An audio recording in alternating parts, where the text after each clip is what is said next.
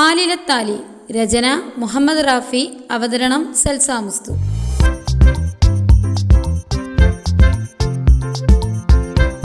യദുവിന്റെ മുഖത്ത് നോക്കി അത്രയും പറഞ്ഞുകൊണ്ട് ജിതിൻ മുറിവിട്ടിറങ്ങുമ്പോൾ അവൻ അറിയുകയായിരുന്നു, ജിതേന്ദ്രൻ എന്ന കൂട്ടുപുറപ്പും കൂട്ടുകാരനും എന്നിൽ നിന്ന് ഒരുപാട് ദൂരേക്ക് പോയിരിക്കുന്നു എന്ന സത്യം. ആ സമയം അവനിൽ നന്ദയോടുള്ള ദേഷ്യം കൂടുകയായിരുന്നു. ഇല്ല നന്ദ, ഇനി നിനക്ക് മാപ്പില്ല. നീ കാരണം ഏറ്റവും പ്രിയപ്പെട്ട ഒന്നാണ് ഇന്ന് എന്നിൽ നിന്നും അകന്നത്. ഇന്നേ വരെ എൻ്റെ പ്രാണനായവൻ ഇന്നെൻ്റെ ശത്രുവായെങ്കിൽ അതിനു പിന്നിൽ ഒറ്റ കാരണമേ ഉള്ളൂ, എൻ്റെ ജീവിതത്തിലേക്ക് കയറി വന്ന് നീ എന്ന പെണ്ണ്. നിന്റെ നാട്യത്തിൽ പെട്ടുപോയ എൻ്റെ ജിതിൻ ഇനി എന്നിലേക്ക് തിരിച്ചു വരണമെങ്കിൽ നിന്റെ സ്വഭാവം അവൻ തിരിച്ചറിയണം. പണത്തിനു വേണ്ടി എന്തും ചെയ്യാൻ മടിയില്ലാത്തവളാണ് നീയെന്ന് അവന് ബോധ്യമാവുമ്പോഴേ എനിക്കെൻ്റെ ജിത്തുവിനെ കിട്ടൂ. ചിന്തകൾ കാടുകയറുന്നതിനനുസരിച്ച് യദുവിൻ്റെ ഉള്ളം അസ്വസ്ഥമായി തുടങ്ങി. മനസ്സ് കലങ്ങി മറിഞ്ഞതും അവൻ എങ്ങോട്ടെന്നില്ലാതെ ഒരു കാറ്റുപോലെ ബുള്ളറ്റിൽ കുതിക്കുമ്പോഴും ബാൽക്കണിയിലിരിക്കുന്ന ജിതിൻ്റെ മുഖത്ത് പുച്ഛമാത്രമായിരുന്നു അവനോട് നിറഞ്ഞു നിന്നത്. പാറുട്ടി ഉറക്കായോ? ബഡിൽ കണ്ണുകളടച്ച് കിടക്കുന്ന പാറു അമ്മക്കരികിൽ കിടന്നുകൊണ്ട് ചേർത്ത് പിടിച്ച് കിടന്നുകൊണ്ടിരുന്ന ജിതിൻ്റെ ചോദ്യം. വന്നോ എൻ്റെ ജിത്തുട്ടൻ? എന്തൊറ്റി? എൻ്റെ മോൻ്റെ മുഖമൊക്കെ വല്ലാതായിട്ടുണ്ടല്ലോ. കരഞ്ഞോ നീ? ഹേയ്, കരയാനോ? എന്തിന്? അത് കണ്ണിലൊരു കരട് പോയപ്പോൾ തിരുമ്മിയതാ പാറുട്ടി. എന്താന്ന് എൻ്റെ പാറുട്ടിക്ക് ഉറക്കൊന്നുമില്ലേ? സാധാരണ ഈ സമയത്തൊക്കെ ഉറക്കം പതിവാണല്ലോ. എന്താ അറിയില്ല മോനെ, ഉറക്കം വന്നില്ല. പിന്നെ ഈ കിടത്തം തന്നെയല്ലേ, മടുത്തു. എന്നെ സ്നേഹിക്കുന്നവർക്ക് ഞാൻ കൂടുതൽ ബുദ്ധിമുട്ടാവും മുമ്പേ ഈശ്വരൻ അങ്ങോട്ട് വിളിച്ചാൽ മതിയെന്ന ഒറ്റ പ്രാർത്ഥനയുള്ളൂ ഇപ്പോൾ. പാറുട്ടി, വേണ്ടാത്തത് പറഞ്ഞ അമ്മയാണെന്ന് നോക്കില്ല, ഞാൻ നല്ല അടി വെച്ച് തരും. എൻ്റെ പാറുട്ടി ഇനിയും ഒരുപാട് നാൾ ജീവിക്കാനുള്ളതാണ്. എൻ്റെ മക്കളെയൊക്കെ കൊഞ്ചിക്കണ്ടേ എൻ്റെ പാറൂസിനെ? നിന്റെ മാത്രമല്ല, യദുമോൻ്റെയും അഖിൽ മോൻ്റെയും കുഞ്ഞുങ്ങളെ കാണാനും താലോലിക്കാൻ എനിക്ക് ഒരുപാട് ആഗ്രഹമുണ്ട്. എൻ്റെ മക്കളുടെ അമ്മായി മുത്തശ്ശിയായി ഒത്തിരി കാലം ജീവിക്കാൻ നമുക്ക് ഒത്തിരി കൊതിയുണ്ട്. എന്നിട്ടാണോ ആവശ്യമില്ലാതെ ഓരോന്ന് ചിന്തിച്ചു കൂട്ടുന്നത്? എൻ്റെ പാറുട്ടി ഇങ്ങനെ ഓരോന്ന് പറയുമ്പോഴേ കേൾക്കുന്ന എൻ്റെ നെഞ്ചിൽ വേദന അറിയുന്നുണ്ടോ?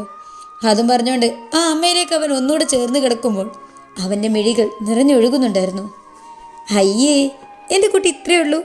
അത്ര പെട്ടെന്നൊന്നും അമ്മയെ ഈശ്വരൻ വിളിക്കില്ല കേട്ടോ. എൻ്റെ 2 മക്കളെ വിവാഹമല്ലേ കഴിഞ്ഞിട്ടുള്ളൂ. ഇളയ മോൻ ഇവിടെ കിടക്കുകയല്ലേ. നിന്റെ പെണ്ണിനെ കൂടി കാണാൻ അമ്മക്ക് ഒരുപാട് ആഗ്രഹമുണ്ട്. ഉടനെങ്ങാനും കാണാൻ സാധിക്കുമോ? അവളെ കൈയും പിടിച്ചോണ്ടതേ പാറുട്ടി ഇളയ മരുമകളെന്നും പറഞ്ഞോണ്ടേ എനിക്ക് മുമ്പിലേക്ക് കൊണ്ടുവരുന്ന സുന്ദരമായ കാഴ്ച. അയ്യടാ, അതിന് ഇനി ഒത്തിരി സമയമില്ലേ. എൻ്റെ പാറുട്ടി കുറച്ചുകൂടി ക്ഷമിക്കട്ടാ. പോടാ, ഇനി എപ്പോഴാ? നിന്നേക്കാൾ 1 വയസ്സിന് മൂത്തതാണ് ഇതു. അത് വെച്ച് നോക്കുമ്പോൾ നിനക്ക് കൊണ്ടുവരാനുള്ള സമയമായി. അതോ ഇനി ആരെങ്കിലും കണ്ടുവച്ചിട്ടുണ്ടോ എൻ്റെ തെമ്മാടി? അങ്ങനെ ചോദിച്ചാ കണ്ടുവച്ചാണോ? അമ്പട കള്ള, ഇപ്പം ആരായുണ്ട് എൻ്റെ മനസ്സിൽ? എങ്ങനെ നിന്റെ കടുവ തേടി പിടിച്ചതുപോലെ മിടിക്കുകയാണോ?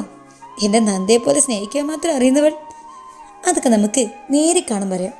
ഇപ്പോഴേ പറഞ്ഞ് രസം കളയുന്നില്ല ഞാൻ. ഈ മനസ്സിന് ആരെങ്കിലും ഉണ്ടല്ലേ, ഞാൻ ഗീതയോട് സംസാരിക്കാം. നമുക്ക് ചേർന്നതാണെങ്കിൽ വെച്ച് താമസിപ്പിക്കേണ്ട.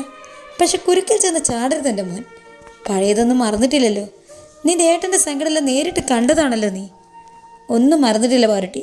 വേറെ എന്ത് മറന്നാലും ആ ദിവസം ഞാൻ മറക്കുമോ? എൻ്റെ പാറുട്ടി കിടന്നുപോയത്, ഈ കൈകളിലേക്ക് തളർന്നു വീണത് ഒന്നും ജിതി മറക്കില്ല. ദർശനയോടുള്ള ദേഷ്യം ജിതിൻ്റെ വാക്കുകളിൽ നിറയുമ്പോഴും അവൾ കൊടുത്ത നോവിനെന്ന് അനുഭവിക്കുന്നത് മുഴുവൻ ഒരു പാവം പെണ്ണാണെന്ന് ഓർക്കും തോറും ജിതിൻ്റെ ഞരമ്പുകൾ വലിഞ്ഞു മുറുകുന്നുണ്ടായിരുന്നു. ജിത്തേട്ടാ, പാറമ്മയുടെ ശബ്ദം കാതിൽ പറഞ്ഞതും ജിതിൻ നിറഞ്ഞ മിഴികളിൽ നിന്ന് അടച്ചു തുറന്നു. എന്തേ? നാളെ രാവിലെ പോവാന്ന് പറഞ്ഞ് അമ്മേൻ്റെ കുട്ടി. പോകണം.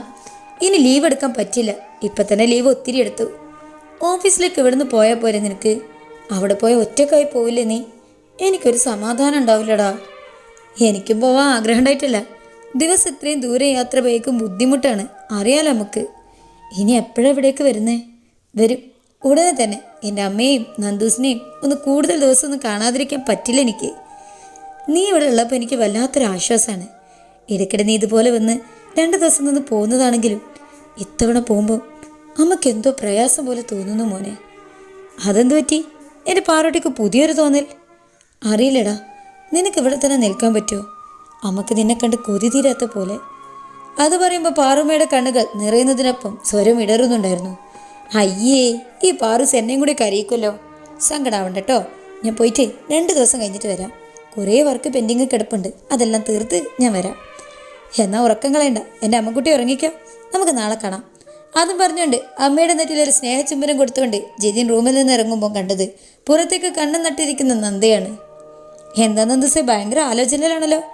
ജിനന്ദൻ അതും പറഞ്ഞാൽ അവൾക്കരികിൽ ചെന്നിരുന്നതും അവൻ കാണാതിരിക്കാൻ നിറഞ്ഞ മിഴികൾ അവൾ പെട്ടെന്ന് തന്നെ തുടച്ചു നീക്കി. എന്തടി, ബക്കറ്റെങ്ങാനും വേണോ? അവൻ കളിയാക്കുന്ന രീതിയിൽ അവളെ തട്ടിക്കൊണ്ട് ചോദിച്ചു. എന്തിന്? അല്ല, എന്തോരം കണ്ണീരാണ് ഇങ്ങനെ ദിവസം ഒഴുകിപ്പോകുന്നത്. ഇനിയിപ്പോൾ എന്തോർത്തിട്ടാണ് അവൻ ഇന്ന് കരയുന്നത്?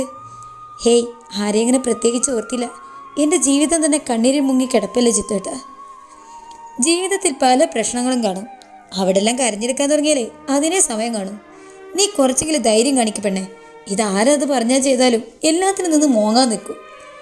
ആദ്യമേ അങ്ങനെ ഒരു ജന്മമായിപ്പോയി. ഞാൻ പിന്നെ മനസ്സിന് അത്രയും പിടിച്ചു വെക്കാൻ കഴിയാതെ വരുമ്പോഴാണ് ഇടയ്ക്ക് എപ്പോഴെങ്കിലും ഒന്ന് ശബ്ദമുയർത്തുന്നത്. അതൊട്ടും സഹിക്കാൻ കഴിയാതെ വരുമ്പോൾ. അവൻ വന്നില്ലേ? മുകളിലേക്ക് പോയിട്ടുണ്ട്. അന്ന് ഞാൻ ഒപ്പിട്ട് കൊടുത്തത് വലിയൊരു തെറ്റായി പോയല്ലേ ചിത്തേട്ടാ. അതുകൊണ്ടല്ലേ ഞാൻ ഒരു വൃത്തികെട്ട പെണ്ണെന്ന് പഴി കേൾക്കേണ്ടി വന്നത്. ശരിയാ, ഇത്രയും വലിയൊരു തുക താലിക്ക് വേണ്ടി നിശ്ചയിക്കുമ്പോൾ ആ രീതിയിൽ തന്നെ എല്ലാവരും കാണും.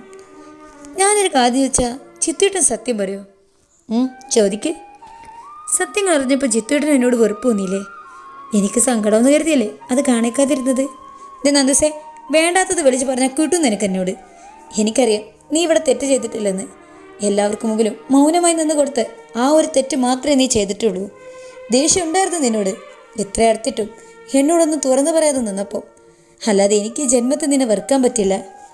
പലപ്പോഴും ഞാൻ ഓർക്കും, കുറച്ച് ദിവസം കൊണ്ട് ഒരാൾ എത്ര ഹൃദയത്തിൽ നിന്ന് ആയ്ന്നിറങ്ങുമെന്ന്. ശരിക്കും നീ ഒരു അത്ഭുതമാണ് പെണ്ണേ. നിനക്കറിയോ, ഇതിനു മുമ്പ് ഞാൻ ഇവിടെ വന്നു പോയിട്ടുണ്ട്. പക്ഷെ അന്നൊന്നും ഇല്ലാത്ത എന്തൊരു വേദന ഇത്തവണ പോകുമ്പോൾ എൻ്റെ ഉള്ളിൽ കിടന്നു നിറന്നു. പോകരുതെന്ന് മനസ്സ് പറയുന്ന പോലെ. പോവാതിരുന്നൂടെ? ചിത്തേട്ടൻ പോയിക്കഴിഞ്ഞാൽ ബാക്കി എന്തേ നിർത്തിയത്? ഒന്നുമില്ല, പറഞ്ഞത് മുഴുവൻ പറയടി, ഇല്ലെങ്കിൽ തലക്കൊന്ന് കിട്ടുവനോട്. ചിത്തേട്ടൻ പോവാന്ന് പറയുമ്പം എൻ്റെ കൂടെയുള്ള ശക്തി ചോർന്നു പോകുന്നൊരു തോന്നൽ. ഈ ശക്തി നിൻ്റെ കൂടെ എപ്പോഴും കാണും. ഒരു വിൽക്കപ്പുറത്ത് ഈ ചിത്തേട്ടനുണ്ടാവും.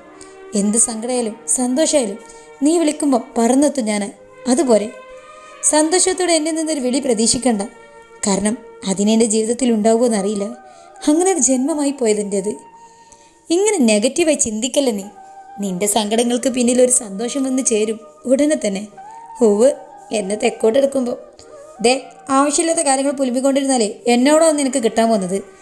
ജിത്തേട്ടൻ ഞാൻ വിളിക്കാതിരിക്കില്ല. സന്തോഷം വന്നാലും സങ്കടം വന്നാലും ഞാൻ വിളിച്ചോളാം. എപ്പം ഞാൻ വിളിച്ചാലും എന്നെ കേൾക്കാൻ മറുവശത്ത് ഒരാളുണ്ടെന്നുള്ള സമാധാനം ഉണ്ടല്ലോ എനിക്ക്. ഇനി ജിത്തേട്ടൻ പോയി കിടന്നു, വെറുതെ ഉറക്കങ്ങളേണ്ട. എന്നെ ഉറക്കാൻ പറഞ്ഞു വിട്ടിട്ട് നീ ഇവിടെ തന്നെ ആര് കാത്തിരിക്കുക? ഇവിടെ നക്ഷത്രങ്ങളോട് കഥ പറഞ്ഞിരിക്കാതെ പോയി വേഗം കിടക്കാൻ നോക്കടി. ആയിക്കോട്ടെ. ജിതിനൊന്ന് ചിരിച്ചു കൊടുത്തുകൊണ്ട് അവൾ റൂമിലേക്ക് പോകുമ്പോൾ കുന്നോളം സങ്കടങ്ങളെ ഒളിപ്പിച്ചുകൊണ്ട് അവന് വേണ്ടി പുഞ്ചിരിച്ച് ആ മുഖം വല്ലാത്തൊരു അത്ഭുതം തീർത്തു അവന്. ജിത്തു, രാവിലെ ജിതിൻ പോകാനൊരുങ്ങുമായിരുന്നു ഏത് റൂമിലേക്ക് കയറി വന്നുകൊണ്ട് വിളിച്ചത്. എന്താ, നീ ഇപ്പോഴും ദേഷ്യത്തിലാണോ? അല്ലെങ്കിൽ അത് ഉണ്ടാക്കിയെടുക്കാനാണോ? ജിതിൻ പ്ലീസ്, നീ ആർക്ക് വേണ്ടി എന്നിൽ നിന്ന് ഇങ്ങനെ അകലുന്നത്? എവിടെ നിന്നോ കയറി വന്ന അഭിനേത്രിക്ക് വേണ്ടിയോ? മിണ്ടി പോകരുത് നീ. ഇനിയും അവളെക്കുറിച്ച് എനിക്ക് മുമ്പിൽ മോശമായി ചിത്രീകരിച്ച നമ്മൾ തമ്മിലുള്ള ബന്ധം എന്നേക്കുമായി ഇല്ലാതായെന്ന് വരും. ഇപ്പം നീ ചോദിച്ചില്ലേ ആർക്ക് വേണ്ടിയാണ് നിന്നോട് ദേഷ്യം കാണിക്കുന്നതെന്ന്? എന്നതിനുള്ള ഉത്തരം തന്നെയാണ് താൻ പറയാതെ തന്നെ നിനക്കറിയാം. ജിതിൻ കൂടപ്പുറപ്പിനെ കൂട്ടുകാരനെ നീ അറിഞ്ഞിട്ടുണ്ടെങ്കിൽ നിന്റെ ചോദ്യത്തിനുള്ള ഉത്തരവ് നിനക്ക് മനസ്സിലാക്കാൻ കഴിയുന്നതേ ഉള്ളൂ. അത്രയും പറഞ്ഞുകൊണ്ടവൻ ഒരു യാത്ര പോലും പറയാതെ റൂമിൽ നിന്ന് ഇറങ്ങുമ്പോൾ അവൻ്റെ അകൽച്ച പിന്നെയും യദുവിൻ്റെ മനസ്സിനെ കീറി മുറിക്കുന്നുണ്ടായിരുന്നു. തുടരും. ചാനൽ സബ്സ്ക്രൈബ് ചെയ്ത് തൊട്ടപ്പുറത്തുള്ള ബെൽ ഐക്കൺ കൂടെ പ്രസ് ചെയ്ത് കാത്തിരിക്കുക. ബൈ.